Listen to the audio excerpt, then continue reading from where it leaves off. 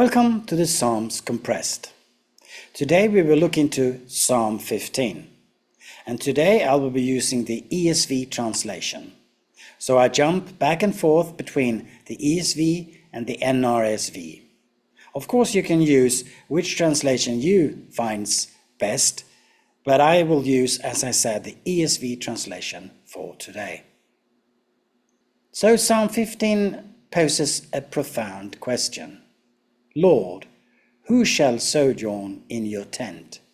Who shall dwell on your holy hill? In other words, what kind of person does God welcome into his presence? Sojourn means a temporary stay. It's not forever. And to dwell means to stay put, to sit down, or to remain. The psalmist's answer here with clarity, listing attributes that define a person of integrity and righteousness. So let us reflect on these qualities. First, we have integrity. Integrity in our actions and honesty in our words are foundational. A person who walks blamelessly and does what is righteous speak truth from their heart. In a world where deceit often lurks, our integrity shines as a beacon of God's truth. Integrity, it is the quality of being honest and having a strong moral principle that you refuse to change. How many people around us are like that? Are you that person? The second thing here is honoring others through our action, and that is the key. We refuse to slander or harm our neighbors. Instead, we lift them up, showing respect and compassion in all our interactions. The third thing is that we live with a sense of justice and fairness. We stand against corruption and bribery, refusing to be swayed by dishonest gain. Our integrity extends to how we handle our finances and our dealing with others. We as Christians should stand up for the poor and the needy, for people who are in great need. And we need to stand up to those who persecute these people. We should stand up for people in need, as I said, but to all kinds of wrongdoings. It's not easy, it's hard, but that is what we must.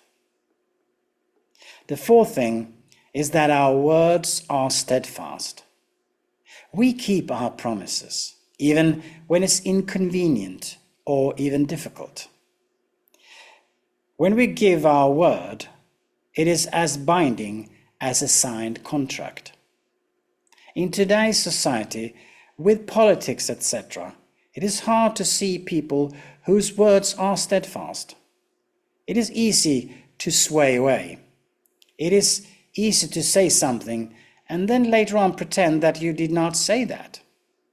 I'm not specifically picking on politicians here, but there is a difference between a politician and a leader, in general speaking.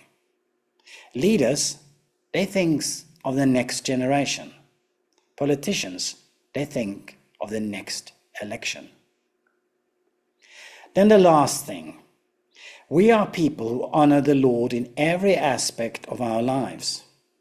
We live out our faith not just in public, but in our private moments as well. Our worship is not just with our lips, but with our whole being. It is easy to do good things, to do what is right when you are in the light, when every other people can see it. But what about in the dark, when you are all alone and no one is watching you? In conclusion, Psalm 15 paints a portrait of a person whose life is marked by integrity, kindness, and devotion to God. And as we strive to embody these qualities, Let us remember that it is not by our own strength, but by the grace of God working in us.